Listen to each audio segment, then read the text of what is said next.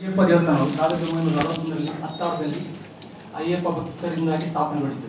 ಒಂದು ಚಿಕ್ಕ ರೂಮಲ್ಲಿ ಆವಾಗ ಒಂದು ಮರದ ಮೂರ್ತಿಯನ್ನು ಇಟ್ಟುಕೊಂಡು ಪೂಜಿಸಬೇಕಾದ ದೇವಸ್ಥಾನ ಈ ಅಯ್ಯಪ್ಪ ಗುಡಿಯು 1962ರಿಂದ ನೆಹರು ಮೈದಾನದಲ್ಲಿ ವಿಜೃಂಭಣೆಯಿಂದ 3 ದಿವಸ ಕಾರ್ಯಕ್ರಮ ನಡೆಸ್ತಾ ಇತ್ತು. ಅಲ್ಲಿಂದ ದಾನಿಗಳ ಸಹಾಯದಿಂದ 1990ರಲ್ಲಿ ಈ ಗುಡಿಯನ್ನು ಪುನರ್ನವೀಕರಣ ಮಾಡಿ ಗುಡಿಯನ್ನು ಹಿಂದೆ ಇದ್ದ ಗುಡಿಯನ್ನು ಮುಂದಕ್ಕೆ ತರಲಾಯಿತು.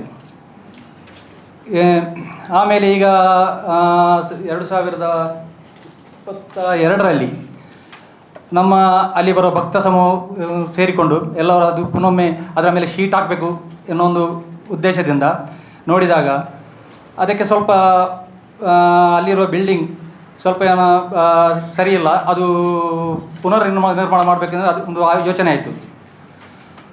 ಅಲ್ಲಿಂದ ಪಯ್ಯನೂರಿನ ಮಾಧವ ಪದೋಳರು ಬಂದು ಪ್ರಶ್ನೆ ಇಟ್ಟು ನೋಡಿದಾಗ ಈಗಿರುವ ಗುಡಿಯನ್ನು ಹಿಂದಕ್ಕೆ ಕೊಂಡೋಗಿ ಅದನ್ನು ನಿರ್ಮಾಣ ಮಾಡಬೇಕು, ಬ್ರಹ್ಮಕಲಶ ಮಾಡಬೇಕು ಎನ್ನುವ ಒಂದು ತೋರಿ ಬಂತು. ನಾವು ಆಗ ಮಾಧವ ಪದೋಳರ ನಿರ್ದೇಶನಂತೆ ನಮ್ಮ ಕುಡುಪು ತಂತ್ರಿಯವರನ್ನು ಕರ್ಕೊಂಡು ಬಂದು ಅಲ್ಲಿ ಇದು ಶಂಕುಸ್ಥಾಪನೆ ಮಾಡಿ ಕ್ಷೇತ್ರದ ಅಭಿವೃದ್ಧಿಯನ್ನು ಮಾಡ್ತಾ ಇದ್ದೇವೆ. ಈಗ ನವೆಂಬರ್ 20ರಿಂದ 23ರವರೆಗೆ ಬ್ರಹ್ಮಕಲಶ ನಡೆಯಲಿದೆ. ಆದ್ದರಿಂದ ಇಲ್ಲಿಯ ಭಕ್ತ ಬಾಂಧವರೆಲ್ಲ ಬಂದು ತಮ್ಮ ತನುಬನದ ಸಹಾಯದಿಂದ ಸೇರಬೇಕಂತ ಕೇಳಿಕೊಳ್ತಾ ಇದ್ದೇವೆ.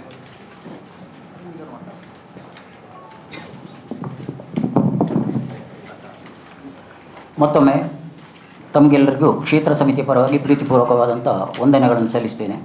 ಅಧ್ಯಕ್ಷರು ಹೇಳಿದ ಹಾಗೆ ನಗರದ NG ರಸ್ತೆಯಲ್ಲಿ ಚಕ್ರಪಾಣಿ ವೈದ್ಯನಾಥ ಕ್ಷೇತ್ರದ ಹತ್ತಿರ ನಮ್ಮ ಅಯ್ಯಪ್ಪ ಗುಡಿ ಇದೆ, ನೀವು ಕಂಡಿರ್ಬೋದು. ಶಿಥಿಲಾವಸ್ಥೆಯನ್ನು ಹೊಂದಿದಂಥ ಕ್ಷೇತ್ರ ಹಾಗಾಗಿ ನಮ್ಮ ಈಗಿರುವಂಥ ಈ ಒಂದು ಕ್ಷೇತ್ರ ಸಮಿತಿಯವರು ಚಿಂತನೆ ಈಗಾಗಲೇ ಹೇಳಿದ್ದಾರೆ. ಮಾಧವ ಪದೋಳರ ಚಿಂತನೆ ನಡೆಸಿದಾಗ ಅದರ ಒಂದು ಅಭಿವೃದ್ಧಿ ಕಾರ್ಯವನ್ನು ಮಾಡಬೇಕು ಅಂತೇಳಿ ನಾವು ಆಲೋಚಿಸಿಕೊಂಡು ಕಳೆದ 2 ವರ್ಷಗಳ ಹಿಂದೆ ಭೂಮಿ ಪೂಜೆಯನ್ನು ಮಾಡಿದ್ದೇವೆ. ಈಗ ನೂತನವಾದಂಥ ಒಂದು ಅಯ್ಯಪ್ಪ ಕ್ಷೇತ್ರ ಈಗ ಪುನರ್ನಿರ್ಮಾಣಗೊಂಡು ಮತ್ತು ಬ್ರಹ್ಮಕಲಶೋತ್ಸವ ನಾವು ತಲುಪ್ತಾ ಇದ್ದೇವೆ. ಈ ಸಂದರ್ಭದಲ್ಲಿ ಕ್ಷೇತ್ರದ ಬಗ್ಗೆ ಒಂದು ಮಾಹಿತಿ ಇದೆ. ಕ್ಷೇತ್ರ ಈಗಾಗಲೇ ಸುಮಾರು ಒಂದು 2.5 ಕೋಟಿ ವೆಚ್ಚದಲ್ಲಿ ಕ್ಷೇತ್ರದ ನಿರ್ಮಾಣಗೊಳ್ತಾ ಇದೆ. ಗುತ್ತಿಗೆದಾರರು ಶ್ರೀ ಮುರಳೀಧರ್ ಇದ್ದಾರೆ, ಕಾರ್ಯಾಧ್ಯಕ್ಷರಾಗಿ ನಾವೆಲ್ಲ ಇದ್ದೇವೆ ಆಚೀಚೆ.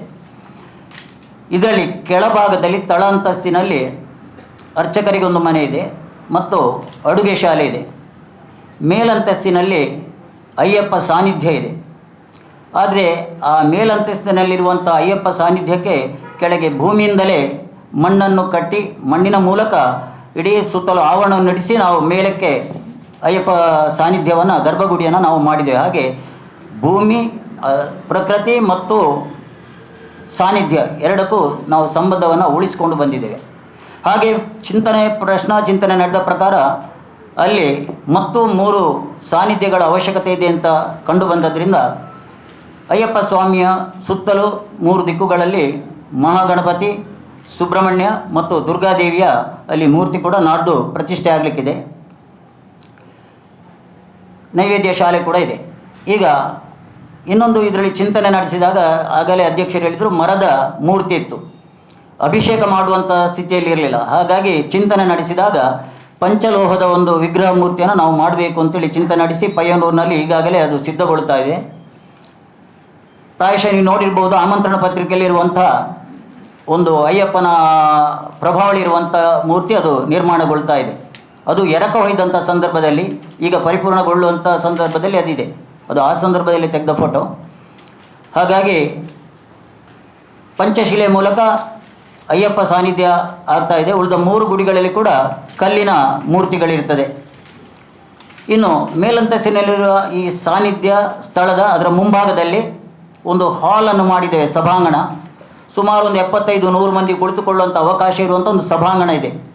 ಯಾವುದೇ ನಮ್ಮ ಸಭೆ ಅಥವಾ ಚಿಕ್ಕದಾದ ಸಮಾರಂಭ ಅಥವಾ ನಮ್ಮ ಪೂಜಾ ಕಾರ್ಯಕ್ರಮಗಳಿಗೆ ಅನುಕೂಲವಾಗುವಂತೆ ಆ ಸಭಾಂಗಣವನ್ನು ನಿರ್ಮಿಸಿದ್ದೇವೆ.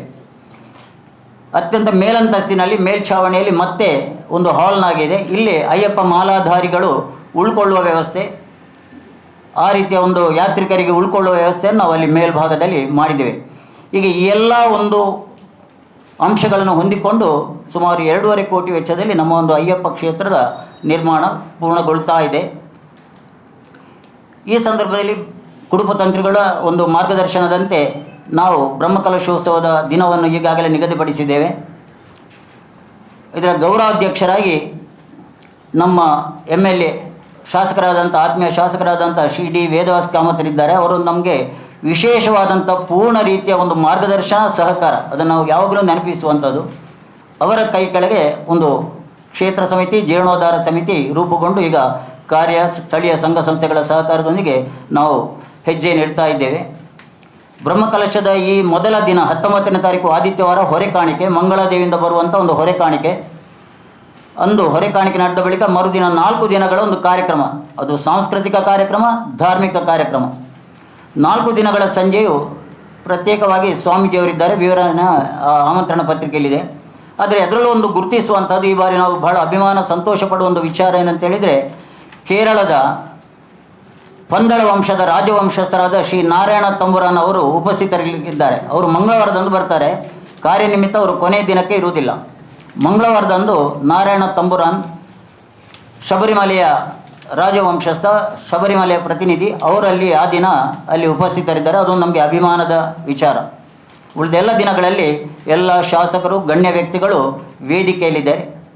ಕಾರ್ಯಕ್ರಮವನ್ನು ನಾವು ರೂಪಿಸುವಾಗ ಯಾವಾಗಲೂ 12 ಗಂಟೆಗೆ ಒಂದು ದೀಪ ಪ್ರಜ್ವಲನೆ ಗಣ್ಯ ಅತಿಥಿಗಳಿಂದ, ಬಳಿಕ ಭಜನಾ ಸಂಕೀರ್ತನೆ ಮಧ್ಯಾಹ್ನದವರೆಗೆ ನಡೀತದೆ. ಪುನಃ ಸಂಜೆ ಮತ್ತೆ ಗಣ್ಯ ವ್ಯಕ್ತಿಗಳಿಂದ ದೀಪ ಪ್ರಜ್ವಲನೆ, ಬಳಿಕ ವೇದಿಕೆಯ ಕಾರ್ಯಕ್ರಮ ನಡೀತದೆ ಗಣ್ಯ ವ್ಯಕ್ತಿಗಳಿಂದ. ಅದಾದ ಬಳಿಕ ದೊಡ್ಡದಾದಂಥ ಸಾಂಸ್ಕೃತಿಕ ಕಾರ್ಯಕ್ರಮಗಳು, ಅದು ಸಂಗೀತ ರಂಜನೆ ಅಥವಾ ಯಕ್ಷಗಾನ ಅಥವಾ ನೃತ್ಯ ರೂಪಕ, ಈ ರೀತಿಯಲ್ಲಿ ನಾವು ಅದನ್ನು ಹಮ್ಮಿಕೊಂಡಿದ್ದೇವೆ. ವಿವರವಾಗಿ ಆಮಂತ್ರಣ ಪತ್ರಿಕೆಯಲ್ಲಿದೆ.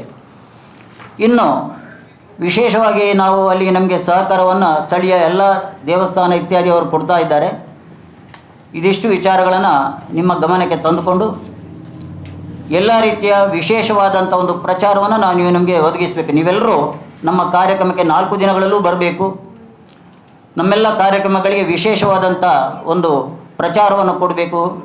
ಭಕ್ತ ಜನರು ನೀವೆಲ್ಲ ಬಂದಾಗ ಅದರಷ್ಟು ದೊಡ್ಡ ಸಂತೋಷ ನಮಗಿಲ್ಲ. ಅದನ್ನು ಮತ್ತೊಮ್ಮೆ ನಮ್ಮಲ್ಲಿ ವಿನಂತಿಸಿಕೊಂಡು ಮಾತು ಮುಗಿಸ್ತೇನೆ. ವಂದನೆಗಳು.